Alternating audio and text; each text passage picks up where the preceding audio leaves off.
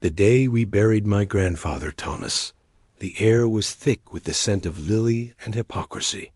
I stood by the graveside, my simple, dark suit feeling inadequate next to the designer morning wear of my Aunt Karen and Uncle Richard. They had flown in from the city, bringing with them an air of theatrical grief and expensive cologne.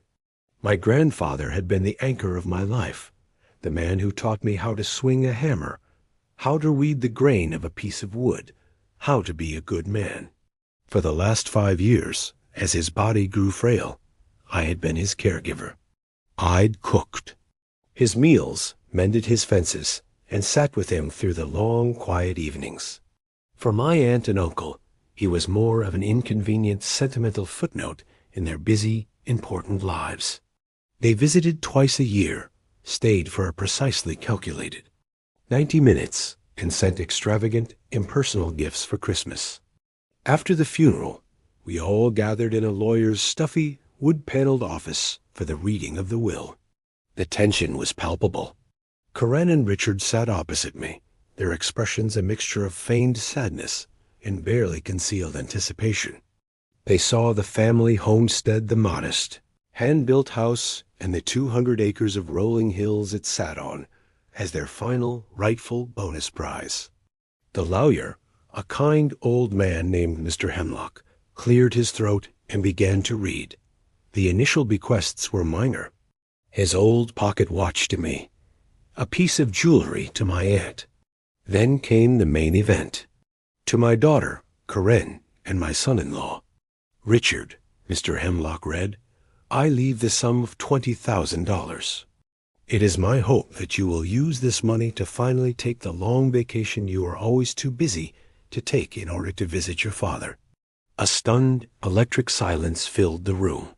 I had to bite the inside of my cheek to keep from smiling. It was so perfectly my grandfather, a gentle, quiet man with a final razor-sharp wit. My Aunt Karen's face went from pale to a deep, blotchy red. Richard's jaw clenched so tightly, I thought it might crack. Mr. Hemlock continued, his voice steady. All the rest of my property, including the house, its contents, and the 200 acres of adjoining land, I leave to my grandson, David. He was not just my caregiver. He was my companion. He has earned his place on the land he has so dutifully tended. It is his, and his alone. The explosion was immediate. This is an outrage. Karen shrieked, shooting to her feet. He was senile. He didn't know what he was doing. Richard stood up, his voice a low, menacing growl as he pointed a finger at me. You did this. You got your claws into him, you leech. You whispered poison in his ear and manipulated a sick old man into cutting out his own family. The accusations filled the room, each one a slap in the face. They called me a thief, a gold digger, a parasite. I was too shocked, too deep in my own grief, to even defend myself. I just sat there as they painted me as a villain in front of everyone. Their campaign of slander started that very day. They called every relative we had, spinning a tale of a conniving, blue-collar nephew who had stolen the family legacy. They, family, most of whom were more impressed by my uncle's wealth than my devotion to my grandfather, quickly took their side. My phone, which should have been filled with messages of condolence, was instead filled with angry, accusatory texts from cousins I hadn't seen in years. I was an outcast, a pariah, branded a thief by my own family on the day I lost the man who meant the most to me. Feeling utterly alone, I sought refuge in the one place I had left, my grandfather's house. I packed up my small apartment and moved into the quiet, dusty rooms of the homestead. The house wasn't grand. It smelled of old wood, pipe tobacco, and 50 years of a life well lived. Every corner held a memory. The notch on the doorframe where he had measured my height as a boy. The worn armchair where he would sit and read. For hours, the sturdy kitchen table I had helped him build. It was a place of character, a place with a soul. My aunt and uncle saw it as a piece of real estate. I saw it as home. A week after I moved in, I began the somber task of cleaning out his old workshop, a place that was as sacred to me as any church. The smell of cedar shavings and motor oil was the smell of my childhood. As I sorted through his old tools and stacks of lumber, I found a large, hand-carved cedar box tucked away under his workbench. My name, David, was beautifully carved into the lid. My heart ached. It was a final gift. I ran my hand over the smooth wood and lifted the lid, expecting to find some old tools or personal mementos. But it was empty, save for a thick, sealed manila envelope. Inside that envelope were not objects, but stories. There was a stack of his old, leather-bound field journals from the 1950s, a roll of what looked like geological survey maps, and another, smaller envelope sealed with wax with my name on it. I sat down on an old wooden stool, the dust motes, dancing in the afternoon light, and I opened the letter. My grandfather's familiar, strong handwriting filled the page. My dearest Davy, if you are reading this, it means I am gone, and that you have found your way home. I am sorry for the storm that is likely raging around you right now. I know your aunt and uncle. Their pride is a powerful and destructive thing, but do not let their noise drown out the truth. You are on this land because you belong on it. You earned it not with money, but with something far more valuable: your time, your loyalty, and your character. I am leaving you more than just a house, son. I am leaving you a secret. You know I grew up in these hills, but what I never told anyone was that in my youth, I was a geologist. I prospected every inch of this land, and 50 years ago, I found something. I found the heart of this property. The journals and maps in this box will show you the specifics, but the truth is this. Our land sits on top of one of the richest, purest deposits of high-quality sterling black granite in the country. It is a geological marvel. I kept it a secret for all these years for one reason. I knew my children. Your father was a good man, but he was impulsive. Your Aunt Karen is driven by status. If they had known the true value, they would have sold it off to the highest bidder decades ago. The land would have been strip-mined, the house torn down, and the money would be long gone. A legacy is not a quick payout, Davy. It is something that is nurtured. It is about potential. I left this land to you because I trust you. I trust you to see its value beyond the dollar signs. The letter continued, but my eyes were fixed on that one paragraph, sterling black granite. I had heard of it. It was a rare, sought-after stone, prized by architects for its deep color and durability. A multi-million-dollar secret. My grandfather, the quiet, humble man, had been sitting on a fortune and had never told a soul. I read the final part of the letter, and a cold chill ran down my spine. They will not let this go, Davy. Their greed will be a fire that consumes their reason. They will come for you. They will challenge the will in court.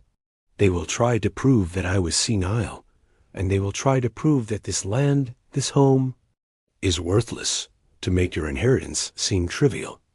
Let them. Do not fight them on this. Their own greed will be your greatest weapon. Let them be the ones to scream the value of this land to the world. Let them do the dirty work for you. I sat there, in the quiet of the workshop, the letter trembling in my hand. He had known. He had predicted their every move. He had not just left me an inheritance. He had left me a strategy. He had laid the most perfect patient trap I could ever imagine. Just then, as if summoned by my grandfather's ghostly words, there was a sharp, official-sounding knock on the front door. I walked through the house, my mind still reeling. I opened the door to find a stern-looking man in a suit. He handed me a thick envelope. "You've been served," he said, and walked away. I opened it. It was a lawsuit. A formal petition from my aunt and uncle to contest the will of Thomas Sterling. I read through the legal jargon. It was full of accusations of my undue influence and my grandfather's diminished mental capacity. And then I saw it, the core of their legal strategy. A motion to compel a full court-ordered geological survey and financial appraisal of the property, which, their lawyers argued, would prove its nominal, rustic value, thereby supporting their claim that it was not a significant asset worth disinheriting a direct child over. I looked at the legal papers in my hand, then at the letter from my grandfather still sitting on the workshop table. Let them do the dirty work for you.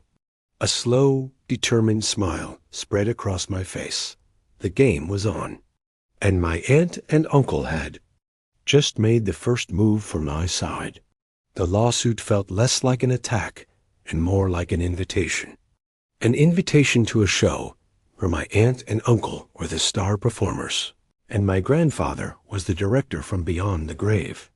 My first call was not to a high-priced city lawyer, but to Sarah, a young, no-nonsense attorney in our small town whose office was on the main square. She had known my grandfather, not as a wealthy landowner, but as Thomas, the man who bought her a celebratory ice cream cone when she passed the bar exam. I sat in her modest office, the legal summons on the table between us. I told her the whole story. I showed her my grandfather's letter, his journals, his hand-drawn geological maps. As she read, her eyes, which had been full of professional concern, slowly lit up with a fire of righteous delight. "Oh, this is beautiful," she said, a slow smile spreading across her face. "This is the most poetic piece of legal maneuvering I have ever seen. Your grandfather wasn't just a carpenter, David. He was a grandmaster of chess. Our legal strategy was, as my grandfather had instructed, one of absolute and cheerful compliance. When their lawyers demanded access to the property for the survey, we granted it immediately. When they demanded my grandfather's medical records to try and prove his senility, we handed them over without a fight, knowing full well they contained glowing reports from his doctor about his sharp mind. With every easy agreement, every polite compliance, their arrogance grew. I heard through the family grapevine that they were telling everyone how I wasn't even putting up a fight.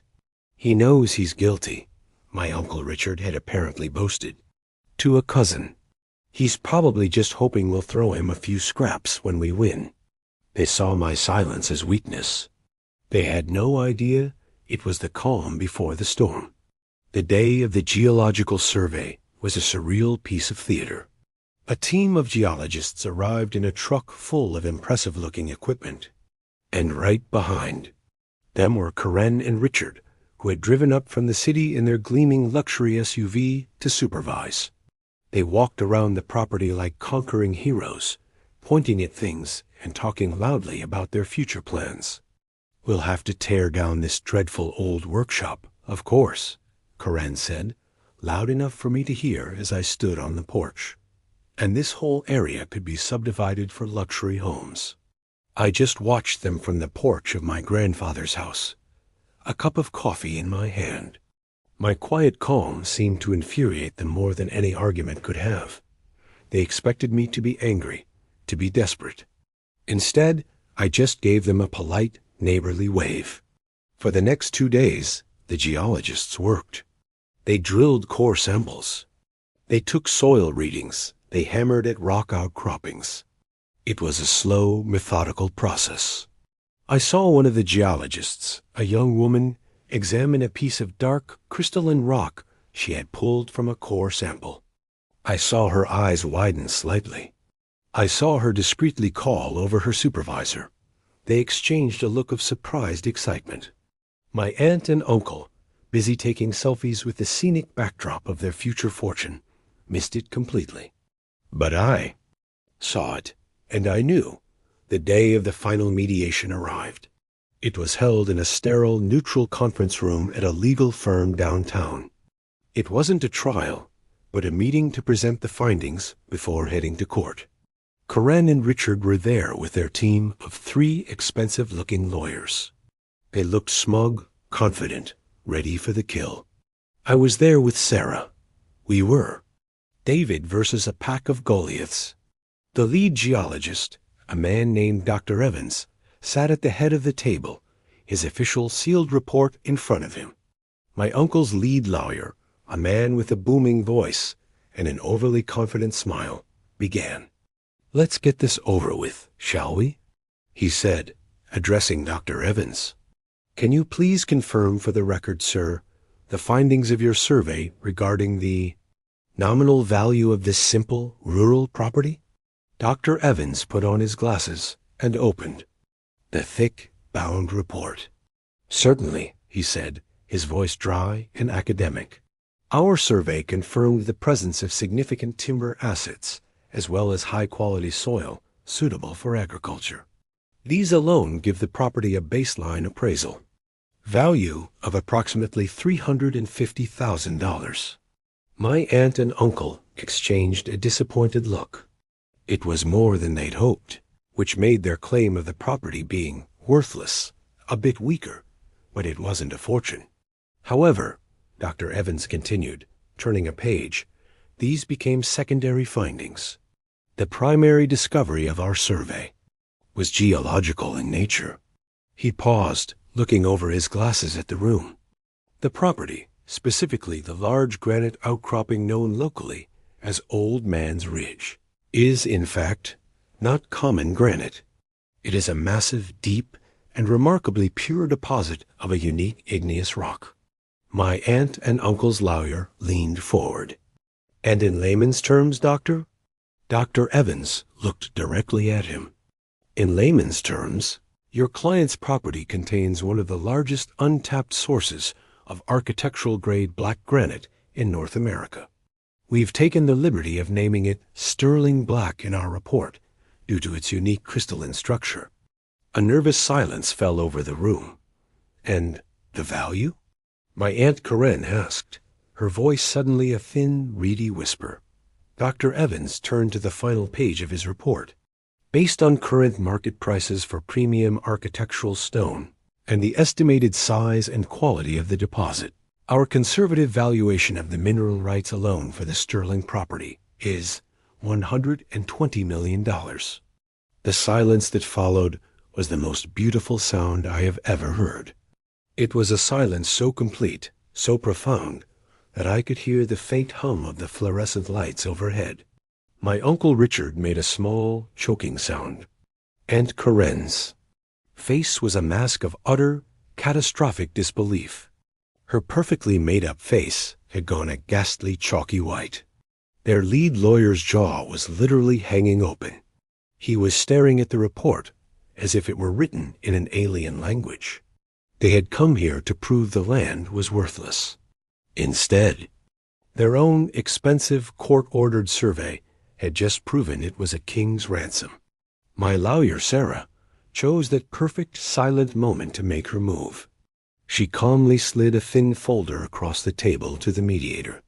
"In addition," she said, her voice clear and bright, "we have sworn affidavits from Mr. Sterling's primary care physician and his attending nurse for the final 2 years of his life, confirming he was of perfectly sound mind and mental capacity up to the very day he passed. The will is valid." That was it.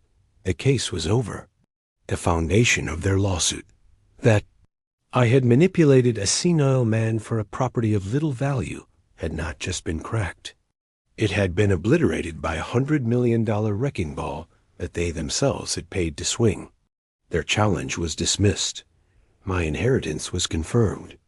And the icing on the cake? They were now legally responsible for the massive legal bills their own high-priced lawyers had run up during their failed crusade. 6 months later, life is different, but also very much the same. I still live in my grandfather's house. I still get up early and work with my hands. I haven't sold the land. Instead, I followed the real plan laid out in my grandfather's letters. I used a small fraction of the land's value as collateral to get a loan, and finally started my own custom carpentry business, right here in the old workshop. I also partnered with a responsible local company to begin a small, sustainable quarrying operation on a single isolated acre of the property. It's a multi-generational project that will bring good, steady jobs to our community for years, too. Come, I'm not a millionaire. I'm a business owner, a creator, just like my grandfather. The money is just a tool, and I'm using it to build, not to cash out. I never heard from my aunt and uncle again. The shame was too great. Their own greed, their own arrogance had been the very instrument of their public humiliation. My grandfather was the wisest man I ever knew. He taught me how to build a sturdy chair, but he also taught me that the greatest traps aren't built with wood and nails, but with a deep understanding of human nature. He knew that if you give a greedy person enough rope, they won't just hang themselves. They'll tie a beautiful, perfect noose, put it around their own neck, and kick the chair out from under themselves. And my only job was to stand back and let them do the work for 'em.